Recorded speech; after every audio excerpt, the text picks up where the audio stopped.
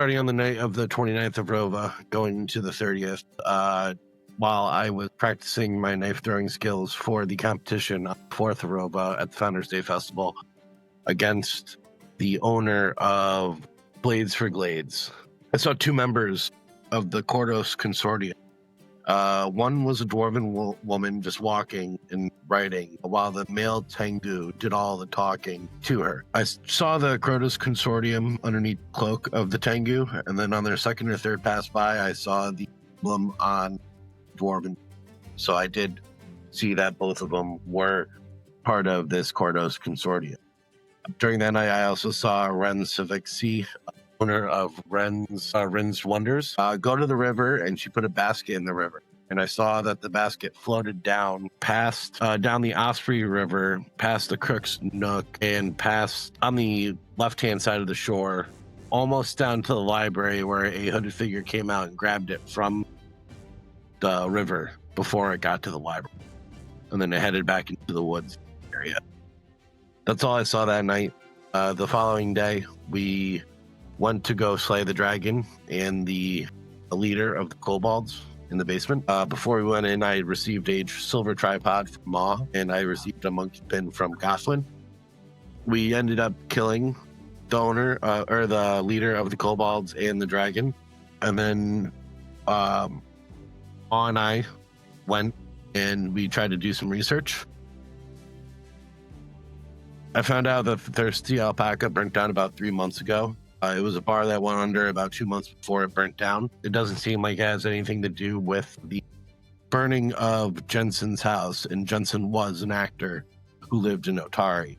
Well, I told her everything about, because I don't remember what Chris was looking into, or Chris saw, because I wasn't really paying attention to that. But I told her about the original building that burnt down where the woman saw the fire god, and it was Jensen's house, and Jensen was an actor who lived in Otari. I told her about the Thirsty Alpaca and how that burnt down like about 3 months ago. It was a bar that went under about 2 months before that, but it doesn't seem to have any connections to the woman fire god sighting. All right, and you told her about going back underneath and finding the... Oh yeah, that's right. I didn't write any of that down. Completely forgot about that. So what happens? So Chris was talking to the woman at the library, Vandy, and we decided to show her, because we were going to have to show her anyway where to patch up the walls. Mm-hmm. So we decided to just get that out of the way. And we went down to the tomb room, and she saw that it was a tomb for someone important. I can't really remember who it was for. Cody to be able to let us know about that. Oseph Menhemes, which is one of the original founders of Otari, right? Yeah, it is. It's the Mayor Osef's great grandmother, one of the Rose Guard members, one of the original founders of Otari.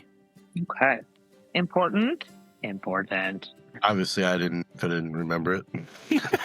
And that's in the dungeon that we killed the dragon in, part of it? That was where Chris found that, or that's where Maw found blue light thing that allows him to have light whenever he walks anywhere. That tomb area with the dead soldiers, the skeletons. That's right. Okay. So. Yeah, down there from the jump. You guys have been stumbling across important shit, apparently. They then went to the library to find out more information about it. I think he was looking up the glyphs or whatever that he saw around.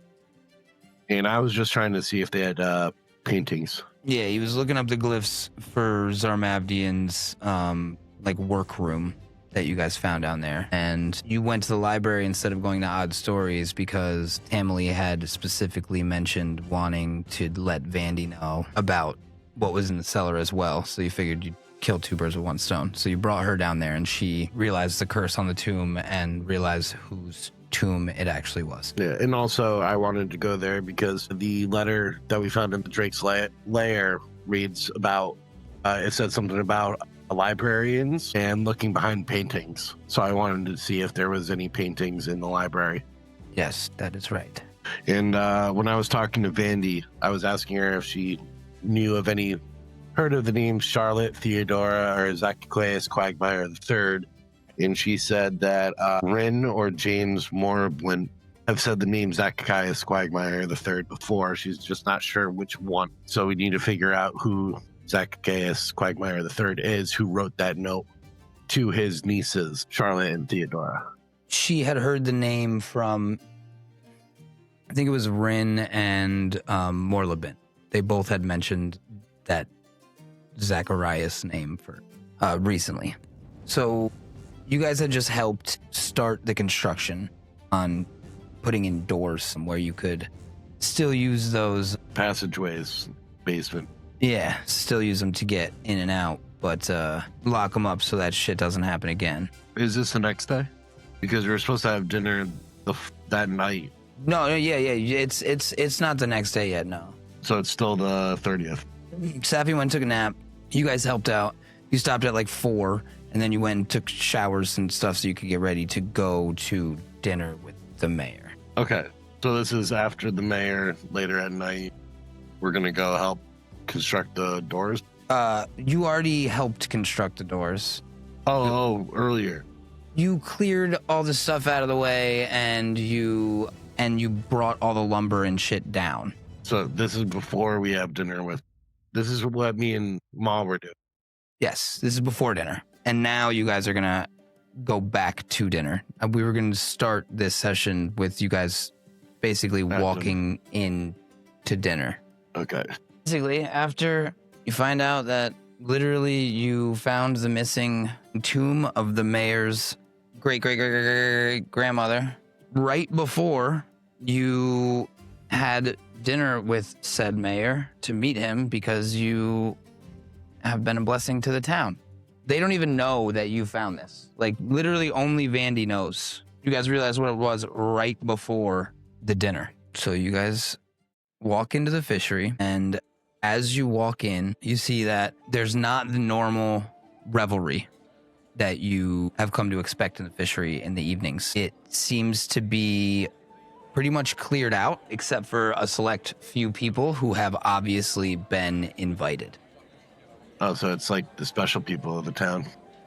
Well, yes and no. You can tell by looking at the tables that the food that has been prepared, you would know this, especially Saffi, the product is the best that the fishery has to offer, and the preparation was obviously done by Yin Yasmira's husband, who is the cook in the Crook's Nook, and he well known for being incredible. He has won or been a finalist in the cooking competition that takes place during the Founders Festival every year for the past 6 years, I think it is. But he was a cook on a boat, so he specializes in fish. And one of the really popular dishes that he makes are his fish cakes. And you can tell that these came from that man's hand.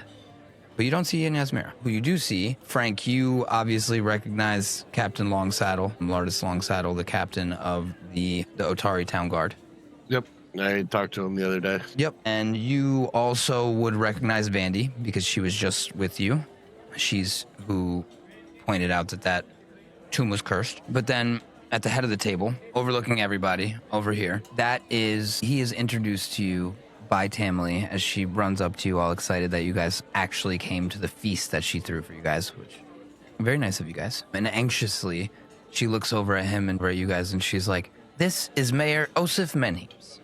And he just looks at you courtly at first, bows, "Nice to meet you." And there's just some movement at the table where Youth and Butler are, and his eyes flash in that direction. And then he's back to you guys. "So I've heard you've rid our town of a dragon." That we did. I'm just shaking my head, yes. Grunting. "Did you discover how it got here?" Well, yes. Kobolds that were living underneath the town. Their leader, a kobold female named Zolgrin, brought in a dragon whelp who was, let's just say, up to no good. And we took care of it. Wow. Quite an accomplishment. Well, we are Death's Quartet. Don't forget it. Death Quartet. You have a name. Good to know. Being that I don't know who any of you are you just passing through? Where are you staying? how would I get in contact with you if something like this needs to happen again? Our guards tend to be a little busy these days on the roads, and inside of Otari could use some attention. And again, you see him just like glance over to that other table and just get a little sidetracked. Now, the table with the youthful and the butler, are they the only ones sitting at that table? Is Longsaddle and Random Dude sitting with Vandy and Oseph? Tables are like right next to each other. So in all reality, it would be more like this. Okay, so they are sitting at the table with Vandy and Oseph, and they're sitting on the other side. Okay. More like that. Well, I went and talked to the Captain Longsaddle. I already told him that anything that they need help with, to let us know. We're about to start looking into the fire arson case that you guys had tomorrow. See if we could find some tea or anything that the woman claims to be true. I do see you glancing over at the other table. Is there anything that you need from us? And as his attention draws back to you, he just starts to tell you about the upcoming mayoral election, and then realizes that you were talking. Hears that you mentioned the other table, and just responds quickly, "Oh yes, my daughter. Really coming into her own at this age. Always got to keep an eye on her." Okay. And I guess I noticed that he wasn't listening to what I was saying, so I just say okay and let him continue. To which he says, "The mayoral race will start in earnest at the Founders Festival. And I believe having someone like you officially helping the town would probably behoove. So you keep up what you're doing, and we're going to figure out a way to make sure that you don't wind up in another town helping them with their problems." We could arrange something. There's plenty of living arrangements in Otari. If you keep helping us out, then I would definitely want to lock you down to this town. We haven't had a solid set of heroes in our midst since the founding of this town. And as it grows with external forces on the roads, internal forces trying to ruin our businesses, the least we can have around are a couple of heroes. And at that, the dude whose horse is in the token pipes up and immediately goes, "Didn't you already ask me to stay and help?" And you can tell it's him with the horse because there's a horse, like literally over here near the window with its head just like peering in, and like the horse and that dude just keep making eye contact with each other. And he's like, "They took care of one dragon pup, and I rid this town of an entire band of bandits on the road with little help from your town guard. And you're offering them the same as me? I think it's a bit rude." Let's shoot him. Hold on, Frank. Hold on 1 second, Frank. Kyle's not here to stop me from being a murder hobo. Saffi's like, wait, hold on, Frank. Who are you? My name is Monsieur Franz Frangelico. If you can't handle the elegance of my name, you can call me MFer. MFer? All right, Franzy boy. Pleasure to meet you. My name is Saffi. Certified acrobat, whip claw extraordinaire, also savage killer. You said you go to shake his hand? Sure. Yeah. No, did absolutely. you say that? Yeah, I reach my paw out with my little claws. And he just responds to you, "The pleasure is all yours, I'm sure." And then he just like puts 2 fingers on like the center pad of your paw and just like taps it gently, and then turns to look at Longsaddle. And he's like, "And why didn't you tell me of this home with a god in it?" Longsaddle's like, "We were dealing with the bandits on the road, dude. Calm down." I'm just staring menacingly at this random dude with the horse. Obviously, I don't like his attitude or how he carries himself. By the way that I'm staring. Give me an intimidation check. I don't like this Franzy guy. Saffi openly, loudly whispers to Frank, and that's funny because she's not even trying to be stealthy. Saffi can be stealthy. Stinky. Yeah, he seems like a prick. Stinky behavior. The look that you're giving him, that you're like staring at him like menacingly and like not responding to anything that he's saying, he genuinely, you can't tell if he's a little shook or if he's annoyed, but he grabs his plate and looks at the mayor and Longsaddle and is just like, "Obviously, I'll be here to help you, but I don't appreciate it being mixed up with this common riffraff. They probably Riffraff? can't even afford the rooms they're staying in. And he grabs the plate that he has and he walks towards Tamily, grabs like a handful of more food, and then walks straight over to his horse, feeds his horse as he jumps onto his horse and rides away. Wow. Riffraff. Did you hear that? Riffraff? It's okay, he's shook. He didn't like me staring at him. He knows he's gonna Stinky. get fucked up. That guy's stinky. Ah. Well, and then Saffi digs into her delicious fish meal with her claws like an animal, like a catfolk. So, Saffi, Yeah. as you are digging in, your head is obviously on a swivel because as you're eating, when you see everybody else start digging into their food, everybody just seeming normal, you know what I mean, just eating their food. And just you keep getting like a flash out of the corner of your eye that Oseph's daughter is just like too graceful, too dexterous. Like as a cat and an acrobat, even you just like you keep getting flashed out the corner of your eye, but even you are like, how on earth is this broad so dexterous and like all she's doing is eating? Like what is going on? It's almost like she's like flipping the fork around. She's not. It's just like this in the back of your head. It's just you keep getting flashes and it keeps nagging at you like why are you enamored by how graceful and dexterous she is? Saffi got a little crush. But open now, she's youthful. Oh, she's youthful? Yeah, she's like a small child. And she's like 17. Jesus. She's like 17, 18. Ah, never mind. No, sorry. 17. Ethereal. You're not staring. That's why you keep only getting like flashes of it out the corner of your eye. And it's like, it's weird to Got you it. because you're like, how could eating food like have my brain telling me that there's something going on that I should actually look at? Okay. But nobody else notices it. Just you. I'm gonna keep an eye out on her. Throughout the course of the day, Morlabin, Vandy, and Oseph all start talking about the tomb. Whether you were going to tell him or not, Vandy is going to tell him about that tomb. And so Oseph immediately, upon hearing about this tomb, wants to go down and see it. And Vandy is pushing against it, and pushing against it, and pushing against it, and pushing against it. Wait, who wants to go see it? Oseph? Yeah, the mayor.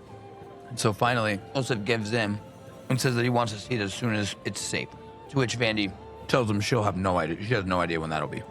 Okay. But she's working on it. When Oseph finds out, you guys are the ones that find it, he literally stands up in his chair and just barks at Captain Longsaddle. Barks at him. If they clear that house of the god, that house is theirs. Well. And then he looks at his daughter and he goes, Doriana, we need to leave. And so all three, Doriana is her name, you find out, head out not long after dinner. Doesn't take long for them to finish up and head back to Menhemes Manor. Menhemes Manor. At which point, Lardis is just like, that house is going to need some work. It was on fire. Don't get your hopes up too much, but it's kind of big. And then he just like walks away. So now you are down to just this little group at the table. Nice little group. And so this is Morlabin. This is one of the people that had been talking about that Zacharias or whatever the hell his name was, guy. So I look at him and I say, hey, I have a question for you. Do you know anybody of the name Zacharias Quagmire III? Yeah, I've heard that name. I have one of his books actually for sale. A member of the Inner Sea Historical Society. Actually, relatively well known for some of his archaeological works. From what I heard from Rin, the halfling was here 2 months ago. Said he had some investigation to do in the fog fen. From what Rin said, he seemed mighty gung-ho. Didn't seem like the toughest of sorts, but from some of the works that I've read, I feel he could handle his own, but that fog fen, it can get dangerous. So, despite her better warnings, he decided to head long in. I kept talking about how his daughter or niece, someone was going to follow in his footsteps, so they would be able to get him if something were to happen. But I've only read his work and heard from Rin. What do you think, Frank? We should probably go talk to Ren about him more. Seems like she had more of an interaction with him than Morabent. Still thinking about that other guy, the idiot with the horse. I don't like him. Anybody know more about this idiot? Yeah, what's up with Franzy boy? What's his deal? So you see James Morlebin, or Carl Morlebin, I mean, James's husband, just kind of scoff. And you think you hear him say under his breath, pretentious twat. I look at him and I say I agree. Yeah. And he's just like, oh, thank God I don't have to hold my tongue. Handsome, but an asshole. I swear to God. Absolutely. What's He can his fight, deal? from what I've heard, though. Those who have fought next to him say that he really was monumental in that fight against the bandits, and there weren't only a couple of them. There were quite a few. Yeah, but can he kill a dragon? Because we can. James just pipes up to add on top of his husband's statements. I don't even think he can read. I swear to God, his horse is smarter than he is. Can the horse talk? So, give me a diplomacy check. Ooh, a diplomacy check, eh? Can you roll it for me? Mm-hmm. I'm just seeing what I have for diplomacy. +7. Ooh, okay. So, with that diplomacy check, it's not that Carl or James are outright saying anything. Tamily and Vandy just start cackling. Can the horse talk? And then, adding on to that, the horse doesn't even need to talk to be smarter than him. Stuff like that. Just laughing along at the jokes. But there's something about the way that James and Carl just kind of glance at each other that kind of makes you feel like they're not withholding anything. The horse being smarter than him was seated in some type of actual belief that they have. Got it. It was a joke, but it was seated in an actual belief. Got it. Like the kind of joke that starts arguments in a relationship. Well, it sounds like the horse runs the show, or it seems like the horse runs the show. Well, what's next on the menu? I mean, at this point, you guys are just kind of eating dessert and hanging out with these guys. You guys are more than welcome to, go to bed and then go start the investigation of that house in the morning if you wanted to. Yeah, dinner with the mayor is done. Dinner with the mayor's done. Mm-hmm. And then I'm going to go, back to the Rowdy Rockfish, help close up for the night, and then do my practice in rounds around watching people. I'm gonna go back to the Crook's Nook, hang out and relax. But there he is. That's that's the cook. That's the Crook's Nook. And Yin Yasmira's husband. His name is Barnaby. Okay. So what are you doing in the Crook's Nook? You just hanging out at the bar? Are you in your room? I start out at the bar, just to grab a nightcap, shooter, and then head up to bed. Okay. But I'm gonna sit there for a second. Give me society check. When I say society. That, I mean I'll roll it for you. You give me a society check. I'm gonna pull you guys over here in the Crook's Nook with Saffi. This right here is Carmen Ranjani. You guys know him. He's the owner of Glades for Blades. Yeah, that Gothwin and I are having the knife throwing competition again. Yep. That's right. Okay. He's also who you'd want to talk to if you want to have the runes from your dagger put on your whip. I gotta do that. Full 24 hours, which means if you do it right now, you won't have it for tomorrow. But I'll have the whip, right? Or I won't have the whip. If you try and do it right now, you won't have the whip for tomorrow. Oh, God. I don't like the idea of that. I need this whip. If you guys finish your thing today or tomorrow, picking up that house, if you drop it off then, you'll be able to pick it up before the Founders Day festival, which I imagine is what you're trying to do. Mm-hmm. But yeah, that's Carmen Ranjani right there. You told them everything, right, Frank? About what you saw? Oh, about the first night with the two people from the Kronos Consortium, the male Tengu and the Dwarven woman, and the emblem of the consortium on them. And then also Rin Savixi with the basket. Yeah, I told everybody about that. Because while you're at the bar, just having your shooter, only down there for a couple minutes, and Carmen was there, he was drinking by himself until literally right as you're heading to bed, right as you're walking by and heading over to bed, going down this way, these two walk in and go and sit at the table with Carmen.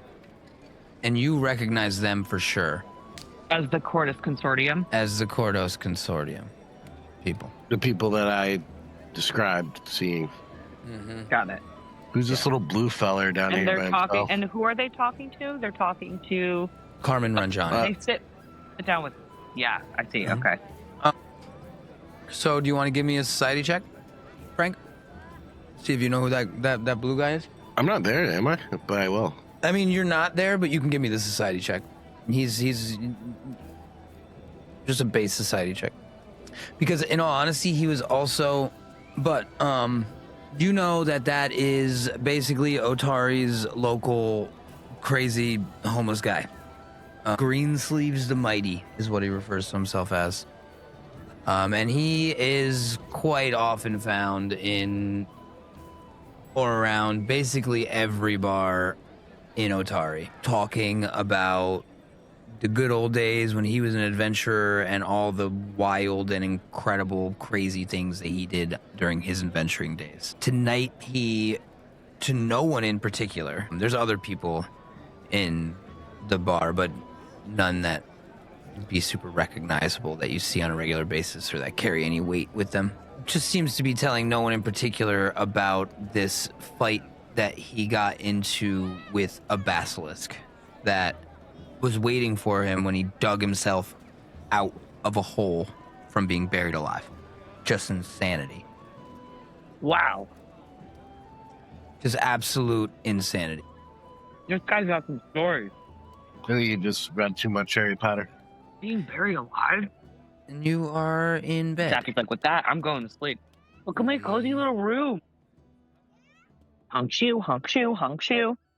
Here we are in the Rowdy Rockfish. Nice. Looks cozy. So yeah, you're in there and you see a couple of peeps that you never seen before. Never seen before in my 3 months of living here or whatever. Yeah, you haven't seen them in there. But Brelda seems very happy to see them. And they seem very nice. Or for how big and burly they look, they seem relatively soft-spoken and very polite. It's like, that's an orc, right? Half orc. Half orc. Mhm. I'm just going to say orc because I'm doing it off perception right now. Yeah. White with. So I come back from dinner and I go up to the bar and I go talk to Brelda. And I ask her how everything's going. And she insinuates that things are going really well. Greenie is extremely helpful. And still doesn't know how she's going to feed those babies. But she doesn't have any aversion to her being in there anymore. And she is in a great mood because she's very excited to see Court and Sasha. So I was close, but I said C first. Court and Sasha. And I respond by saying, who is Court and Sasha? Never heard of these two people. So Sasha is the head of the Lumberjacks unit. And then who is that? The orc or the guy with the axe? Probably the guy with the axe, right? Guy with the axe. Clort is he's also a lumberjack. He's rarely wearing a shirt. He's not wearing a shirt now.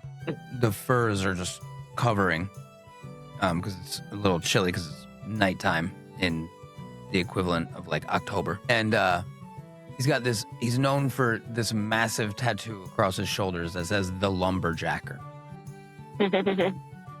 He's super pleasant. He has a great respect for his boss, Oseph Menhemes. And he works at the Giant's Wheel. He helps run the mill.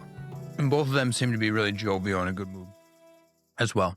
Unless you make an effort to talk to them or to hear what they're saying or to ask Brelda what's going on. You can't really tell just from where you're at, just sitting there having a drink. Wait, didn't I do a little bit of work at the mill, just like cutting up lumber? And I've never seen these guys at the mill or my house. Or No, you've never this seen far? him here. You've never seen him here. No, I've never seen him here, but I've seen him before. Yeah. You didn't know who they were. It's not like you worked directly with them. And you've never seen Sasha before. Sasha's always out in the woods. If you hadn't seen Sasha in this bar, you probably hadn't seen Sasha. But Court, you would have seen around town. You would have seen him at the mill. But he's kind of one of the bosses. Yeah. So I'm gonna go up to Brelda.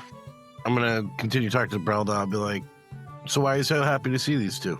They're just good guys. And prior to you being here to make sure nothing happened. Again, it's so weird for you. Other than the fact that now you know her son is missing and didn't just like go on a trip. Now it's starting to make maybe a little bit of sense why she would be so worried about the safety of her bar.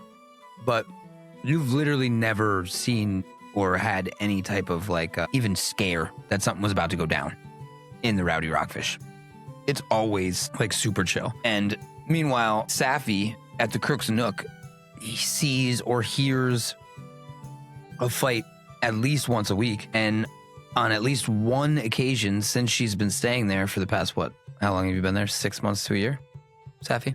I've been at the Crook's Nook, 6 months to a year. Just about. Yeah. Yeah. On at least one occasion in that 6 months to a year, there was a fight that was so wild that they literally came through your door while you were in your room. Like, they be fighting over there. Interrupting my kitty sleep? But over here, you don't see nothing. It ain't never like that. But they're just very pleasant, and they make it feel like a safe place. And all of the lumberjacks love Clort and Sasha. They all love him because Sasha's the head of the lumberjack union. So like his main thing is making sure that the lumberjacks get taken care of, not the owners, the lumberjack. And Clort is just the type of boss that everybody loves working for because he loves being a lumberjack and working in the mill. So he is never afraid to get his hands dirty. He's always having a good time. And he gets along really well with Oseph Menhemes. And Oseph trusts him. It just makes the entire mill a better place to be. You know what I mean? So after finding out from Brelda that before I got there, they were basically like, keeping an eye out for her in the bar. Basically doing what I was doing before I got there. I tell Brelda to give me a refill of their drinks, and it's on me. And I want to go deliver it to them. So I'm buying them around. Yeah, gladly. She pours it up and hands it to you. And it just with like a nod, she's like, these are exactly the type of friends you should make. And then I go over there and I drop off the beers and I tell them, thank you guys for keeping an eye out for Brelda. She's like my second family. So this is my token of my appreciation for guys looking after her before I got here. And both of them just like bow their head. And Lasha's just like, Of course, anytime. Ah! he's fucking massive. Pump the brakes on this. All right. Have some decorum. Who? Bringing that shit like here in the chat. Get out of here. God-like voice man. Yeah, coming down from the heavens. Yeah, hello. Hello. Who are you? Handsome. His name is Sasha. Yeah, his name is Sasha. Saffi's not even there, but I'm just sharked. Saffi's trying to get a nice night of sleep. There you go. There's Sasha. I think Saffi with her cat ears could have probably heard that dude's voice just bellowing in the Rowdy Rockfish. Oh, Sasha? Yeah, they're not that far apart from each other. No, you guys aren't that far away. And the fishery's right there, too. Are you guys going to go home, go to sleep? Or are you guys going to go to sleep and then wake up and go check on that house? Yeah, Yeah. well, before I go to bed, I'm going to do the closing thing. Yeah. My rounds. Give me a perception check. Bum, bum, bum, bum, bum. Yeah, so as you do your typical close and practice your knife throwing for the competition, which you are starting to get more comfortable throwing the knife, you don't make out a lot of out of the ordinary tonight. You do see from your vantage point MFer go to the Crook's Nook for some drinks, or you assume some drinks, which is quite amusing, being that he was calling you riffraff, and that's where he decides to get drinks quite often. You see the two Cordos Consortium members leave the Crook's Nook and head to Crow's Cask, who Just making the round. over near the ruins of the Rusty Alpaca. You think you make out the shape of the same size hooded creature that grabbed whatever Rin put in the river the night before. You think you see that same small humanoid thing over in that general direction, still trying to seem unnoticed and completely covered in the hood. I seem figure I saw. All right. There seemed to be less urgency and more swagger from the Cordos Consortium members. They didn't seem to be like rushing around like they were the night prior. They seemed like their work for the night was already done. They had accomplished what they had set out to accomplish, and that they had been done. And then being that you had saw them walk by you like 3 different times the night prior, you didn't see him at all again after the first and only time. Okay. I want to try to sneak up on the hood. Okay. And so you basically have to just like take off running to get close enough to this creature to even be able to attempt to sneak up on it, right? Being that you're sprinting in its general direction, you obviously, that first stealth roll is just to see if this thing notices that something just started sprinting at it full speed. And if it did notice, it is not worried about you catching it because it didn't change the way that it was moving. It didn't pick up its pace at all. And so you were able to get into a position to then actually sneak up on it. So now I'm gonna need you to give me another stealth roll. Like, it didn't shake you. All right. And so with that, as you're following it, after you chased it to get close enough to it to be able to keep up with it and be stealthy, you start to creep up on this creature, this humanoid, this thing. And you can tell that it's definitely heading towards basically the shell of the rusty alpaca, the burnt down shell of the thirsty alpaca, I'm sorry. And it slips into the door, and if you hadn't been following it, it would have just looked like a passing shadow as it just ducks in, doesn't even move the door open at all. You follow, and as you get to the door that's cracked open enough for it to get in, you notice that there's actually enough space for you to fit through. And as you're squeezing yourself through there, your head goes through first, and you can see that this thing is facing away from you. There is a tiny orb of glowing light in the corner that it's walking towards. And Can I do like some sort of check to see if that's the same type of orb that we found in the tomb? I mean, you can do an Arcana check. That Maw has? You can do an Arcana check if you want, or a Society check. No, it'd be an Arcana check. Here goes nothing. Really nothing. I have +0. And so, although you don't know what the fuck you're looking at, it's a difference. It's a different source. The light is different. The light that Maw has is an actual stone that radiates light. He has to like hold it, or he can attach it to, so he can like have Gothwin or somebody that's good at crafting attach it to something if he wants to. This is a ball of floating ethereal light. Okay. And so as he's walking towards it, you notice that he's not walking towards it. It's just out in front of him, guiding him, or he's following it. He's focused on moving in that direction. And so you are able to sneak into the door without it even noticing that you are there. And so I'm going to need you to give me one final stealth check to see if you can get all the way up behind it and actually like within reach of it. And so right as you're just almost, I mean, it's probably 6 inches if you were to extend your arm, you see its head jerk to the side, not backwards at you, but just to the side, no longer focusing directly on the light itself, but focusing behind the light. And when you follow where its head's pointed, you can see your own shadow where it's looking. As soon as you notice that it's looking at its own shadow, its head spins around and looks at you. And you are looking into the face of a small, well, it's not small compared to its kind. It's about 3 inches taller than Greenie is. But it is a kobold who, as soon as it turns and looks at you, drops its hand, which was out in front of it, and that light vanishes, and it goes dark in the Thirsty Alpaca. I try to jump at it as soon as it gets dark and try to like tackle him. All right, give me an athletics check. I saw that. Fine. Almost crit 20. And so with a 22, that is definitely higher than its AC. And so even in the dark, as you dive at it, you wrap it up, and you hear it just like not yelling, because it's obviously still trying to stay relatively quiet, but it's in a muffled kobold voice. You just hear, I'm not even doing anything, dude. What's wrong with you? Why can't I just live? I reply with, you can. It's just that being so sketchy about everything. What's going on? What are you doing in here? Dude, have you ever been in this town? These people hate my kind, bro. There's like Yeah, one person in this whole town that doesn't immediately just want to fucking kill me, dude. yeah. Well, you're looking at someone that would be number 2 if you weren't so sketchy about it. But Bro, trying to hurt you. I just try to run. Like, you're big as fuck, dude.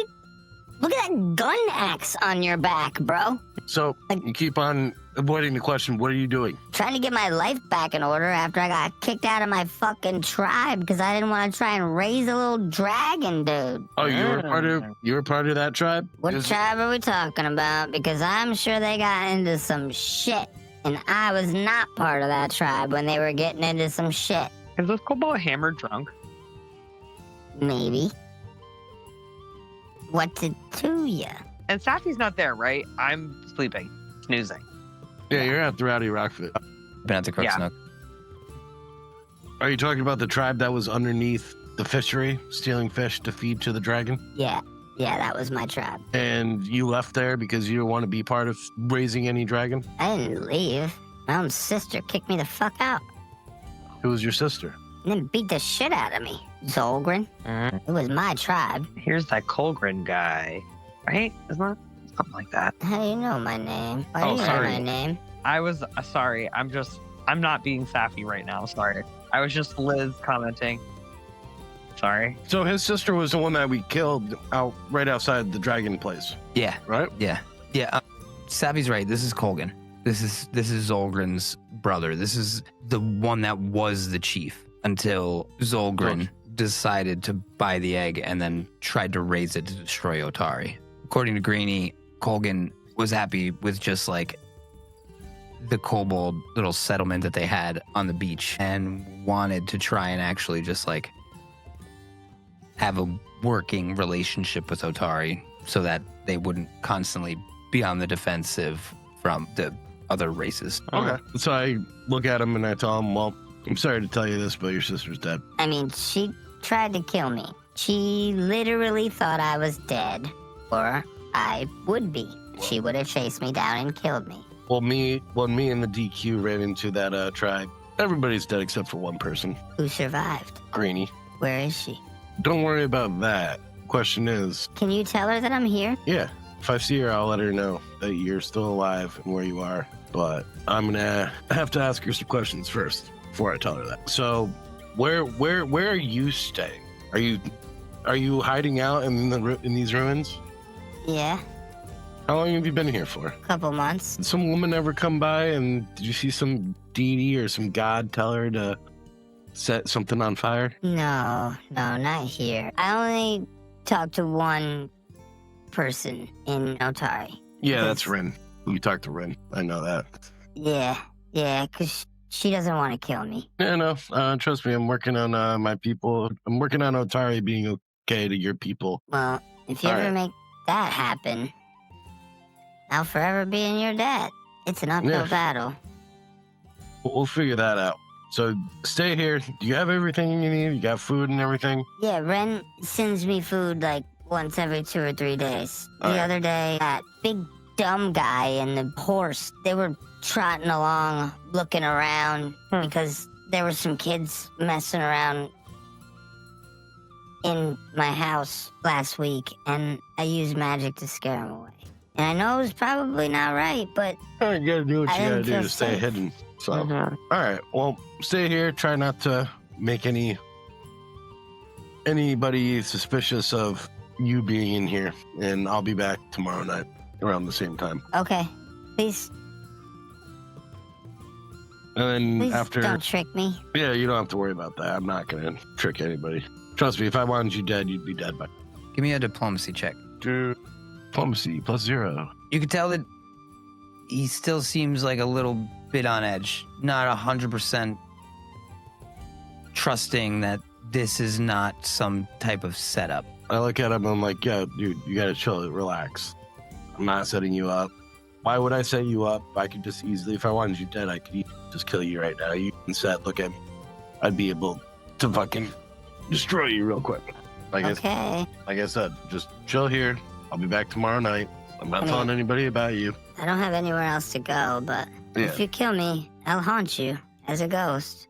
Because I'll be sad. Well, don't try to fuck me over and we won't have that issue. So then I leave to go back to the Rowdy Rockfish. Okay. And if Greenie's up, I'd ask her about him. If this was while you were closing, Greenie is definitely asleep.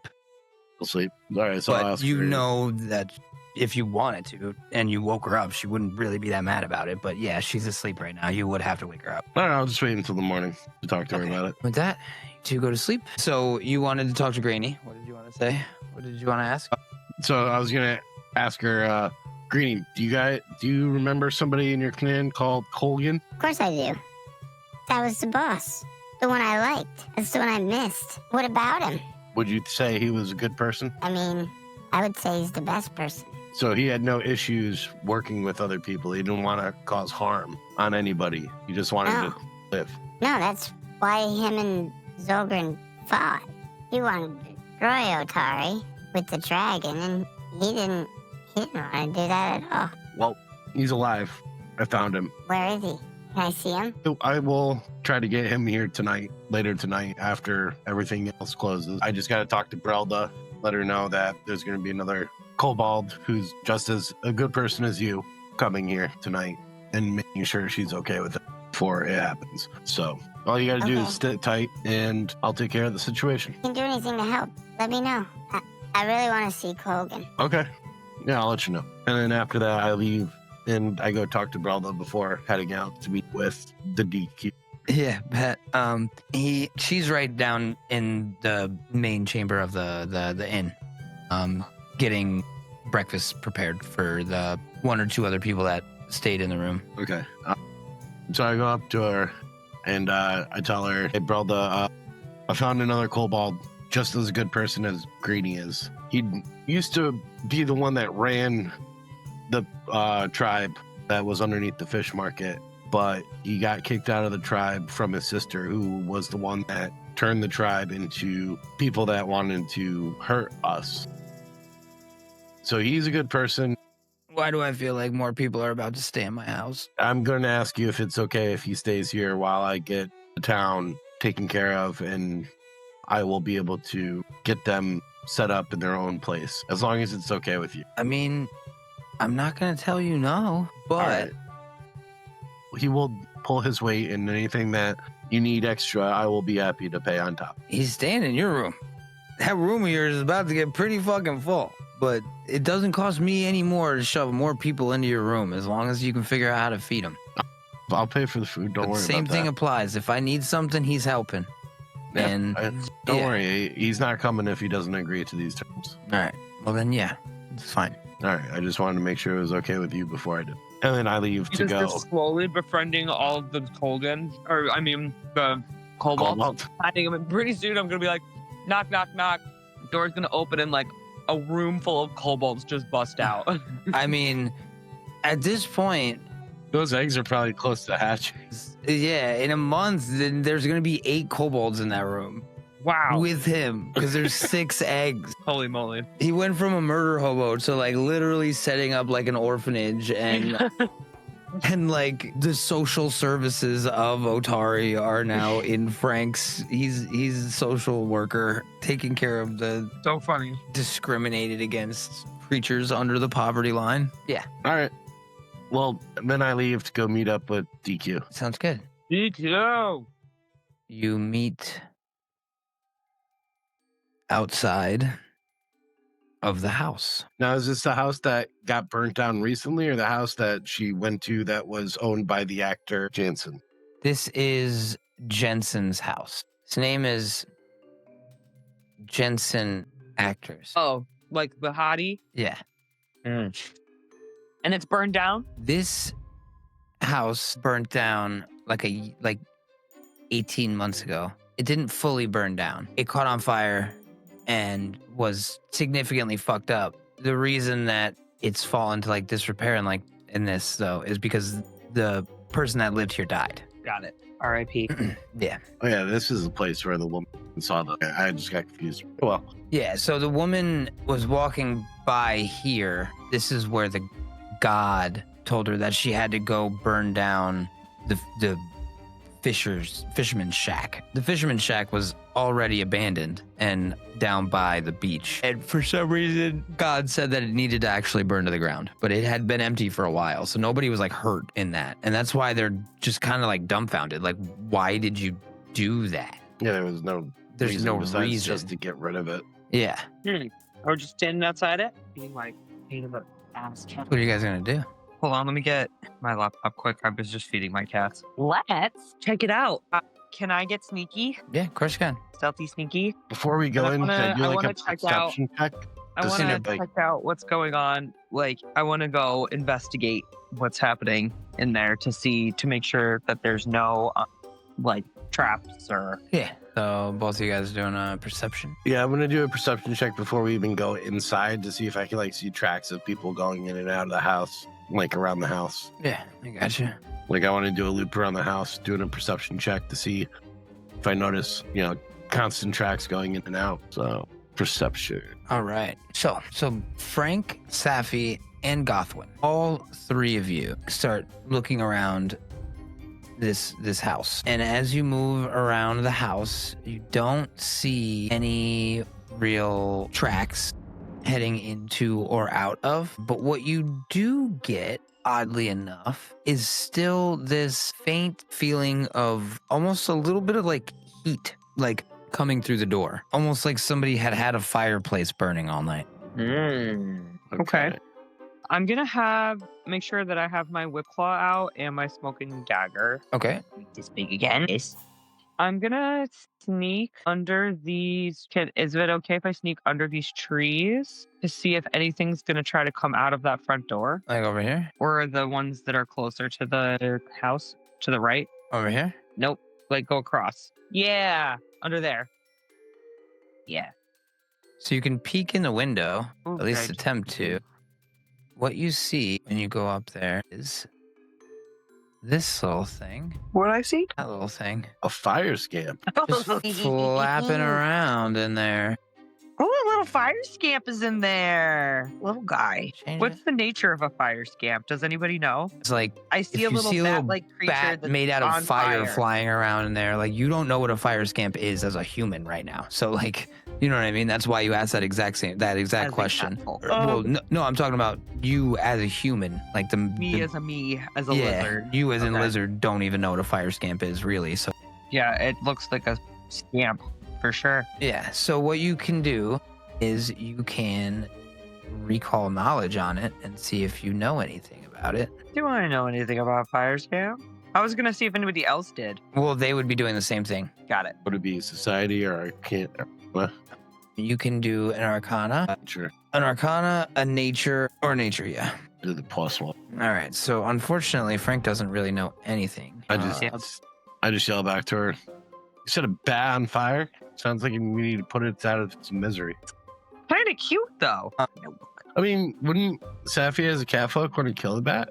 Don't cats like attack bats? No. So did you just see that in the chat? Creatures has no any resistance. Creature has weakness to cold. Yeah. So Saffi knows that fire scamps are like just a base level, like elemental from the plane of fire. They're not sentient for the most part. So they're more known for causing tricks and being a nuisance than they are for being straight up like trying to kill people or be a problem.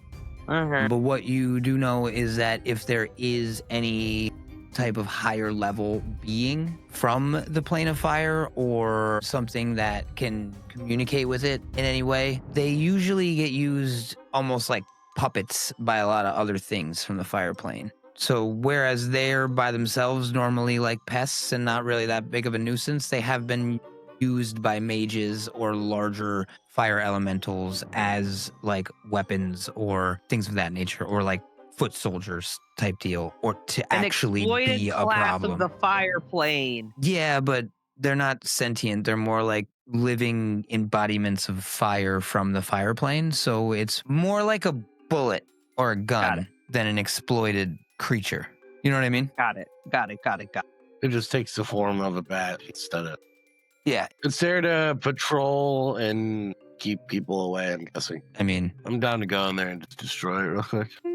I don't know about destroying it as much as can we just get it out of the fucking house? Or like, is there a way we can capture it and keep it as like a, like, don't we have something that we can keep it contained? Would we want to do something like that? so with a being like this, it's kind of just, you know, the scene in Men in Black where he's first getting there and realizing that all this shit is real and he like pokes the thing that just bounces around and causes all the mayhem. It's more like that. Got it. So is it like chaotic neutral? Best, yeah. Okay. Yeah. It's just like chaotic energy with a body that's causing an issue.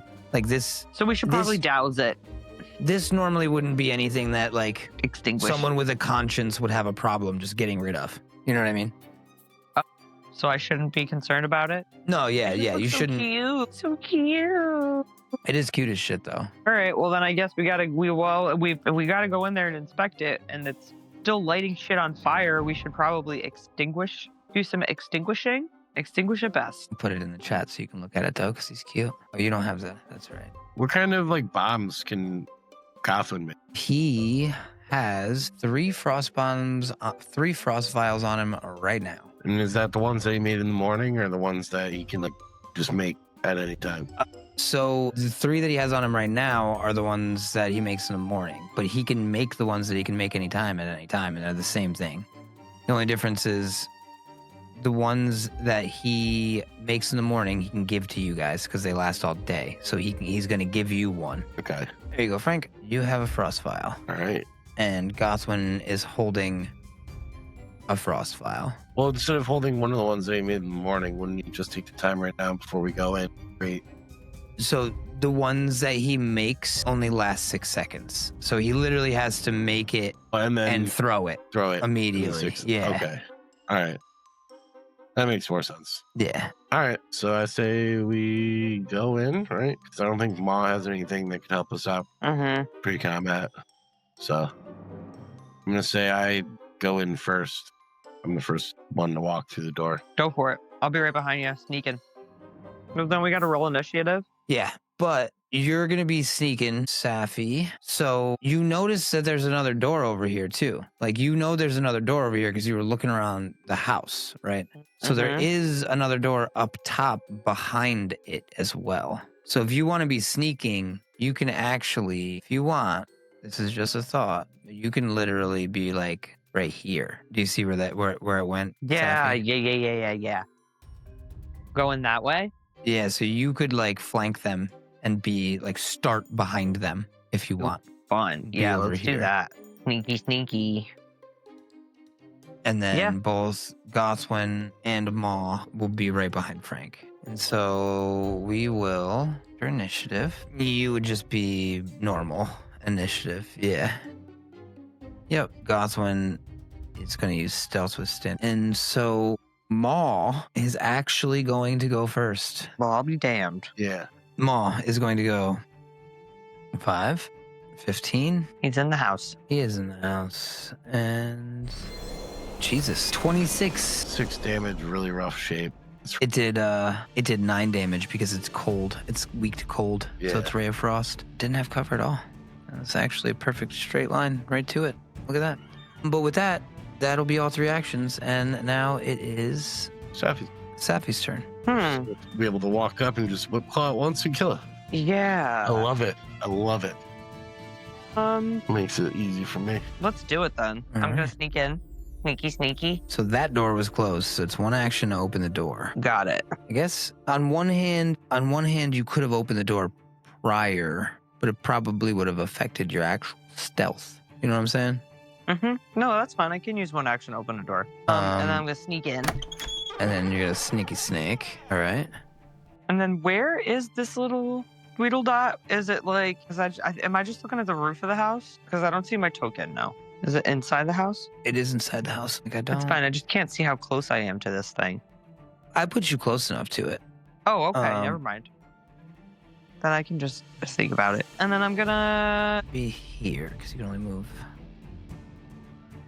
10. That's fine. And then you're going to attack it, right? With your whip claw? Yes. Just snap it. Snap my whip claw at it. Holy shit. Because you snuck instead of just walking up and hitting it, and because you're behind it, you hit it. Because you rolled a 7, but you still hit it because it's off guard. Wow. Because you're sneaking and you're undetected. And also, you did 12 fucking damage Jesus. and it exploded. Sorry, little fire. What was it called? Fire sprat? Fire spam? A fire scamp. Fire scamp? Fire spam. Fire scamp. Yeah. And so it is Gothwin's turn. He is going to move in, still be a little bit on guard. And so he is going to do a perception check because he is paranoid. That was not the only thing there. He knows that if there's still a problem here, that thing isn't running the show. And when he comes in here and he walks forward with Cheba on his shoulder and he doesn't see anything, he yells at Cheba. Cheba runs over here, hops off his shoulder, jumps down over here, jumps up on top of the table, and immediately starts mewing because there is another. Another one of these bitches? That this is where Cheba is pointing the new enemy. And Cheba is going to, with its one remaining action, is going to throw an attack at the other fire scamp and is going to hit it with its projectile weapon for 3 points of damage. And then it is going to be the next combatant's turn. This thing is going to fly and it's going to breathe on Gothwin. And so Gothwin rolls a crit 20 and completely saves and takes literally 0 damage from the steam that comes out of this steam mephit's mouth as it just like vomits this steam. See, it looks like the thin, like flying demon from Hercules of Hades' 2 little flying demons. Panic. Yeah, it looks like Panic as it just flies haphazardly like through the door and then just belches out all of this steam in Gothwin's general direction, and he just like looks at it and sidesteps like it's nothing and then continues on to the fire scamp's turn. And the fire scamp is going to do something very similar to the steam method, almost as if it was directed. So for this one, Gothwin fails his saving throw, but Cheba does not. Gothwin takes 4 damage and has 1d4 worth of persistent fire damage on him as well, and then it'll be Frank's turn. Here, and I can move here and take a swing at the guy, right? Move for my second action again, but a shorter distance, right? So I moved to here as my first action. Mm-hmm. And then I can move one more time as a second action, but for a shorter distance, right? Yeah, of course you can. Absolutely. All right, so I'm going to move here to take a swing at this guy with me. Miss. And then I'll understand my turn. You do have a hero point. You do have 2 hero points. I have 2? Yeah, it's been an hour. All right, so then I'll use 1 to do it again. All right, so I hit him the second time. You did. Damage. It has seen better days. Why the fuck is it dark? It is morning. No reason for it to be dark. Show you the steam method. The thing that tried to hit Gothwin. I'm sorry. That might have been closer to you. 5, 10, 15, 20. Yeah, you would have been able to move right up to it and hit it once, or hit it twice if you wanted to. If you want to move that 8 damage to the steam method and then attack it again. Because it's technically closer to you, to where you were. Yeah, let's do that. There you go. And so why don't you make an attack on it? All right, so it's first attack, right? Or the second one? And did you roll against the method? Not yet. So it's the second attack roll, so +4. That was the shittiest roll. I think it's like skid, whatever. The fact that you still do 7 damage is crazy, because that thing is so fucked up right now. Well, I rolled a 2 on the first one and then 1 on the second. Maw is gonna move here, target the method, and then hit it with a ray and fail miserably. And then it's gonna be Saffi's turn. So I am in there. Yes. That's 30 feet, and you can hit the method. All right, let's do that. Because I'm still sneaking, right? So you were only hidden from the one that you killed. Got it.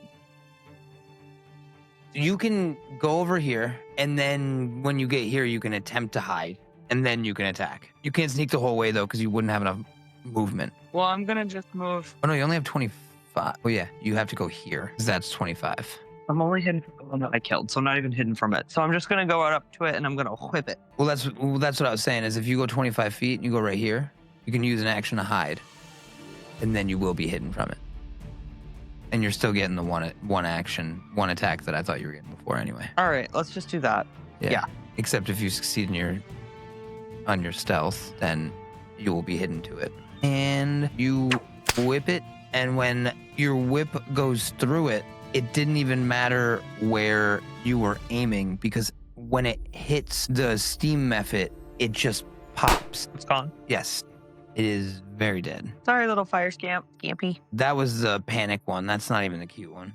You don't even have to feel bad. And now it is Gothwin's turn. And Gothwin is simply going to move right here. Target this guy. He's going to use Quick Alchemy. Grab a Versatile Vial. Get a Frost Vial. And then he's going to strike with the Frost Vial.